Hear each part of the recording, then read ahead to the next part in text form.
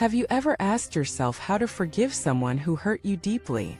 Have you wondered whether compassion is still possible when your heart feels broken? Welcome back to the channel. I'm truly grateful that you're here today, because what we're going to talk about is perhaps one of the most challenging and most transformative experiences any of us will ever face: the moment when pain meets compassion. Today we'll explore what it means to forgive not from weakness, but from strength.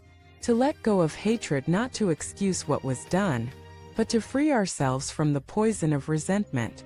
And to rediscover love, not romantic love, but the boundless love that lives inside us, even after betrayal.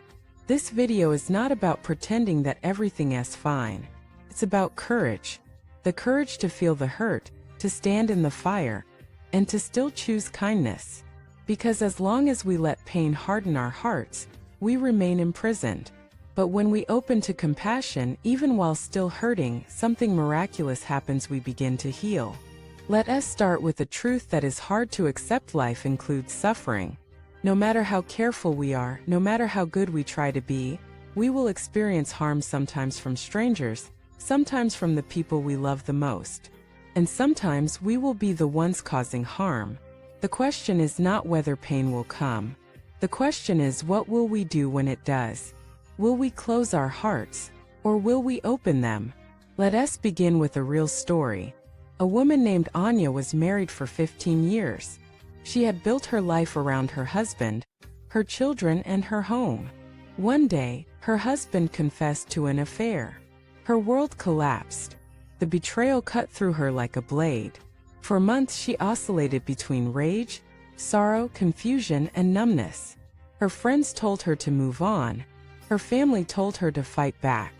But something in her didn't want revenge, she wanted peace.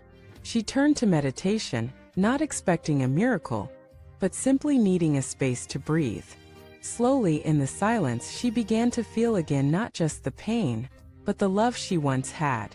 Not the romantic love, the deeper love, the love for herself, her children, her own heart. One day during practice she whispered, "I forgive you," not because he asked for it, not because he deserved it, but because she deserved peace. This is the beginning of unshakable forgiveness. Now let us be clear: forgiveness does not mean forgetting. It does not mean denying the harm. It does not mean letting someone hurt you again. What it means is releasing the grip of hatred on your heart. The Buddha once said, "Holding on to anger is like drinking poison and expecting the other person to die." And yet, when we're wounded, it feels natural to cling to that poison. We want justice. We want apology. We want something that will make it okay. But the truth is, what happened may never be okay. And we may never get the apology. But we can still choose to stop suffering twice: once from the harm, and once from the hatred. Let us talk about the path. When hurt arises, the first step is to feel it fully without judgment. Cry, shake, rage, journal, speak to a friend. Denying pain doesn't heal it. Feeling it is not weakness, it's presence. Then comes the pause, the space between reaction and response. This is where practice matters most. When we pause, we return to the breath. We return to the body. We come back to the present. Not to erase the past, but to stop carrying it like a burden. And then slowly we inquire, what part of me is holding this pain? Is it the wounded child, the betrayed lover, the abandoned friend? We meet that part with compassion. One man told me his turning point came when he stopped asking, "Why did they do this to me?" and started asking, "What is this trying to teach me?" He didn't excuse the abuse he suffered, but he refused to let it define him. He turned his trauma into service, supporting other survivors, becoming a voice of strength. This is not easy. It's heroic, because true forgiveness is not about the other person.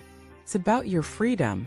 Let me tell you about Dawa, a Tibetan nun who was imprisoned for years during political unrest. She was tortured, starved, and humiliated. After her release, she spoke publicly, not with bitterness, but with clarity. A reporter asked, "Weren't you angry?" She said, "Yes, but I was more afraid of losing my compassion." That would have been the real defeat. Her words stunned the world, because she embodied something rare, a love that no violence could extinguish. So how do we cultivate that kind of love? We start where we are. We begin by recognizing our pain. We honor it, and then we practice loving kindness. Silently or aloud we say, "May I be free from suffering. May I find peace. May I remember who I truly am."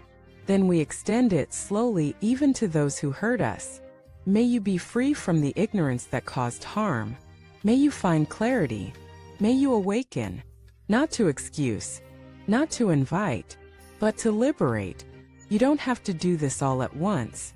Sometimes forgiveness comes in layers. Sometimes it never feels complete. But even one drop of compassion softens the heart. Let us talk about boundaries. Forgiveness does not require reconciliation. You can forgive and still choose distance. You can love from afar. You can care without contact. In fact, sometimes boundaries are the expression of compassion both for yourself and for the other. When we forgive, we're not saying it didn't matter. We're saying I matter more than my resentment. This is the essence of unshakable forgiveness. It's not soft. It's fierce. It's not blind. Sees everything and still chooses love. One final story. A monk was walking through a village when a man spat at him. The monk didn't react. The next day the man returned ashamed. "Why didn't you respond?" he asked. The monk said, "That person who was angry yesterday is gone. And so is the monk who stood here. Why should the present one suffer for the past?"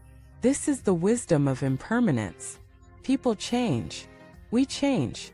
Pain changes. And so can the heart. Right now, if there is someone you haven't forgiven, not because you're bad, but because the wound runs deep, ask yourself, is this resentment helping me? What would I feel if I let it go? Am I ready, even for one breath, to loosen the grip? That breath could be the beginning of your freedom.